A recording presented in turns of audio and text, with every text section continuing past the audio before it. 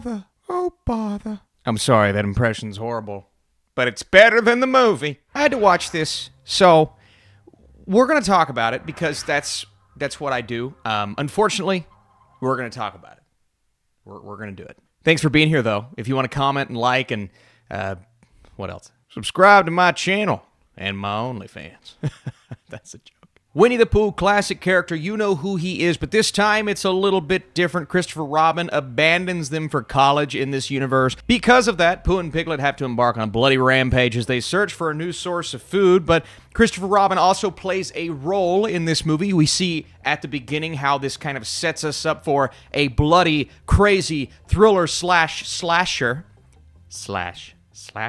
And where do I start with this? Let's start with the good, because there's a lot less of that. I was actually fairly impressed with some of the kills. There are moments where I wish the camera could have captured that kill just a bit better, but when we're talking about certain camera angles, and I understand this movie is made on a micro budget. It's one of the smaller budgeted films I've seen in a long time. Unfortunately, you can tell consistently throughout the entire film, but they worked around what they were not able to do with the budget, so I appreciate that. And for being a smaller budgeted movie, there are certain shots where they're either capturing a kill or capturing the presence of Winnie the Pooh that I actually appreciated and respected. Now, does it look like Winnie-the-Pooh and Piglet, or does it look like two guys with masks on? It looks like two guys with masks on, but there are certain camera angles where they manage to hide that and showcase what they need to showcase, and for that, I am appreciative. If only the entire movie had that attention to detail and that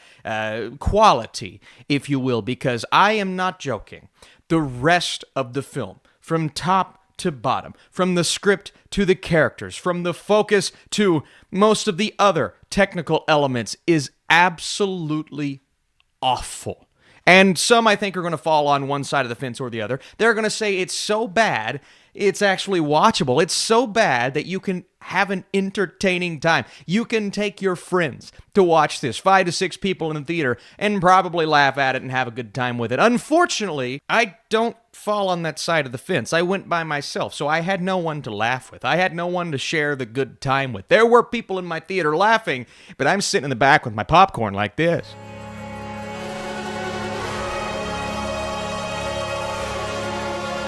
And honestly, it's one of those things where you're frustrated while you're watching. You're frustrated because this is such a cool concept. Taking these childhood characters that you watched as a child and turning them into a straight-up slasher, horrific, Michael Myers-esque, evil creep.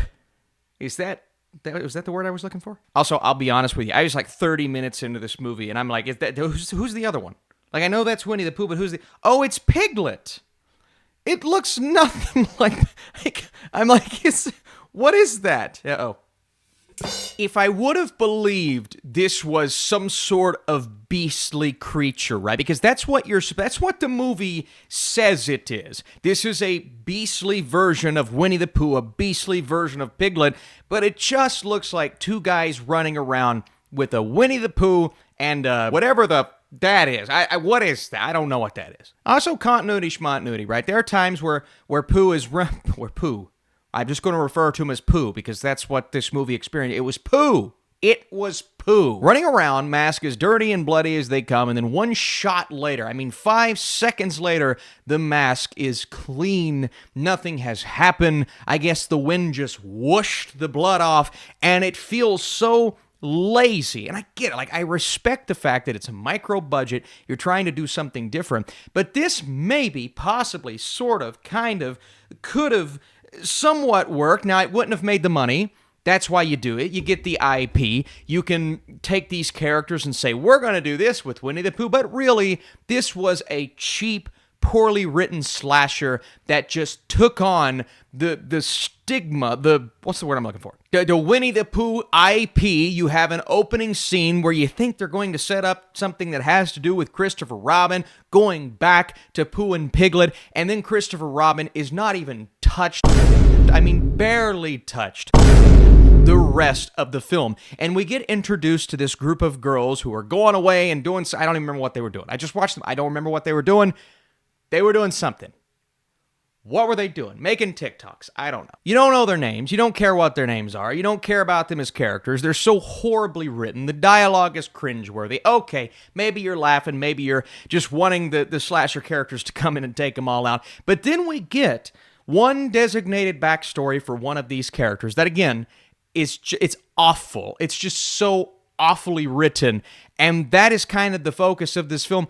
Instead of the character that we know in Christopher Robin. Like, at least commit to the fact that these are characters with a purpose. You could have explored that backstory. You could have explored why Winnie-the-Pooh has turned into this beastly creature that he has turned into. But no, it's just the idea of this slasher running around and taking people out. There's nothing, it has nothing to do with the characters that we know and love past the opening sequence. That doesn't even give you a reason to stick around, right? To see the direction that they take these characters. How are they going to implement the fairy tale side of things? That relationship between Pooh and Christopher Robin, which is just forgotten about until the main end of the movie. But even when they try to go back to it, they do nothing interesting with it. Okay, put aside the fact that this is the 100-Acre Woods, this is Winnie-the-Pooh, it's Piglet's Christopher Robin.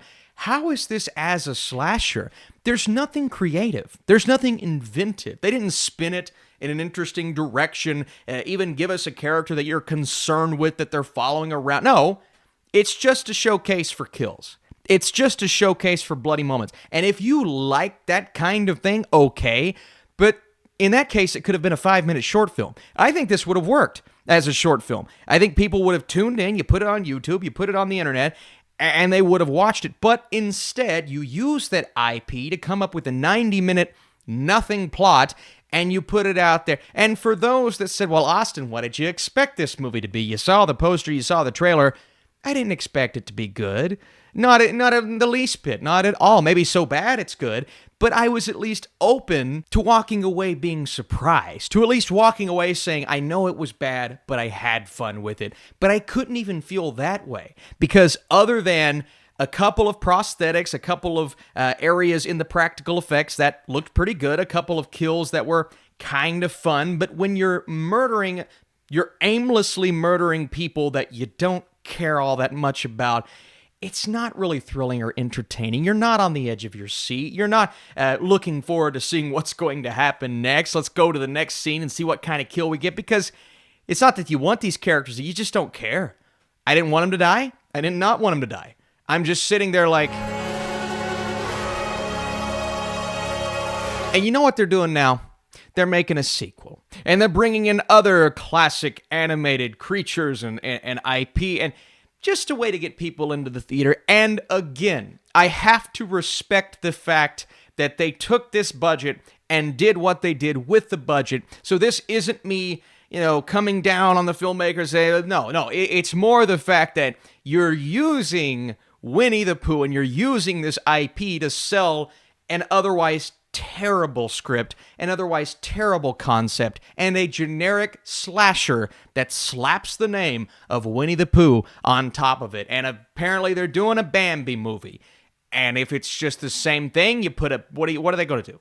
What are you going to put a Bambi mask on some, what are they going to do? I just don't think it's fair to the rest of the genre. I really don't, because there have been some phenomenal slashers and thrillers and horror movies in this vein, but they're actually of quality, yet they do horrible at the box office because they don't have the Winnie-the-Pooh IP. And then you get this movie, and it's terrible. If you're here and you want to drop a comment, leave a like, all the standard YouTube stuff. Blood and Honey features a poorly written script, unlikable characters, and 2 fairy tale creatures that get little to do beyond what we expect to happen. The practical effects are solid, but the final result is a massive misfire. I did not enjoy my time. This is a terrible movie. I'm going to 10% with my score. Is it so terrible it's fun? I don't think so. That's up for you to decide, though. But I would say no. If you're asking me, I would say absolutely not. But that's up for you to decide. No. Thanks for watching. Bye.